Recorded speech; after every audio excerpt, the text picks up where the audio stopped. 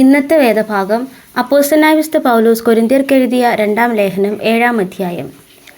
പ്രിയമുള്ളവരെ, ഈ വാഗ്ദത്തങ്ങൾ നമുക്കുള്ളതുകൊണ്ട് നാം ജഡത്തിലെയും ആത്മാവിലെയും സകല കന്മഷവും നീക്കി നമ്മെ തന്നെ വെടിപ്പാക്കി ദൈവഭയത്തിൽ വിശുദ്ധിയെ തികച്ചുകൊള്ളുക.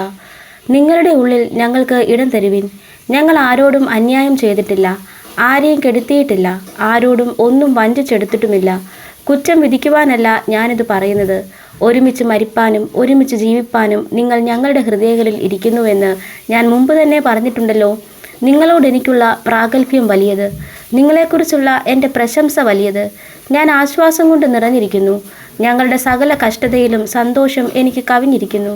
ഞങ്ങൾ മക്കെദോന്യയിൽ എത്തിയ ശേഷവും ഞങ്ങളുടെ ജഡത്തിന് ഒട്ടും സുഖമല്ല, എല്ലാവിധത്തിലും കഷ്ടമത്രേ ഉണ്ടായത്. പുറത്ത് യുദ്ധം, അകത്ത് ഭയം. എങ്കിലും എളിയവരെ ആശ്വസിപ്പിക്കുന്ന ദൈവം തീത്തോസിൻ്റെ വരവിനാൽ ഞങ്ങളെ ആശ്വസിപ്പിച്ചു.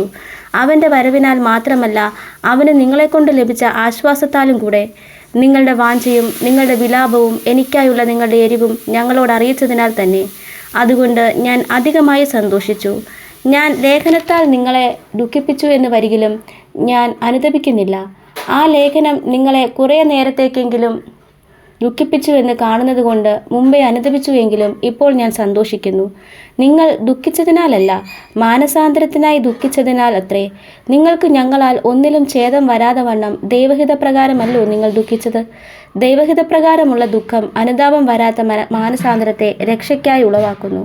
ലോകത്തിൻ്റെ ദുഃഖമോ മരണത്തെ ഉളവാക്കുന്നു. ദൈവഹിതപ്രകാരം നിങ്ങൾക്കുണ്ടായ ഈ ദുഃഖം എത്ര ഉത്സാഹം, എത്ര പ്രതിവാദം, എത്ര നീരസം, എത്ര ഭയം, എത്ര വാഞ്ച, എത്ര എരിവ്, എത്ര പ്രതികാരം നിങ്ങളിൽ ജനിപ്പിച്ചു.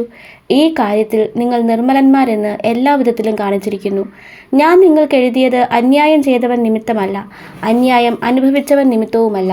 ഞങ്ങൾക്ക് വേണ്ടിയുള്ള നിങ്ങളുടെ ഉത്സാഹം ദൈവത്തിന് മുമ്പാകെ നിങ്ങളുടെ ഇടയിൽ വെളിപ്പെടേണ്ടതിന് തന്നെ. അതുകൊണ്ട് ഞങ്ങൾക്ക് ആശ്വാസം വന്നിരിക്കുന്നു. ഞങ്ങളുടെ ആശ്വാസം ഒഴികെ തീത്തോസിൻ്റെ മനസ്സിന് നിങ്ങളെല്ലാവരാലും തണുപ്പ് വന്നതുകൊണ്ട് അവനുണ്ടായ സന്തോഷം നിമിത്തം ഞങ്ങൾ എത്രയും അധികം സന്തോഷിച്ചു. അവനോട് നിങ്ങളെക്കുറിച്ച് വല്ലതും പ്രശംസിച്ചിട്ടുണ്ടെങ്കിൽ ഞാൻ ലജ്ജിച്ചു പോയിട്ടില്ല. ഞങ്ങൾ നിങ്ങളോട് സകലവും സത്യമായി പറഞ്ഞതുപോലെ തീത്തോസിനോട് ഞങ്ങൾ പ്രശംസിച്ചതും സത്യമായി വന്നു. അങ്ങനെ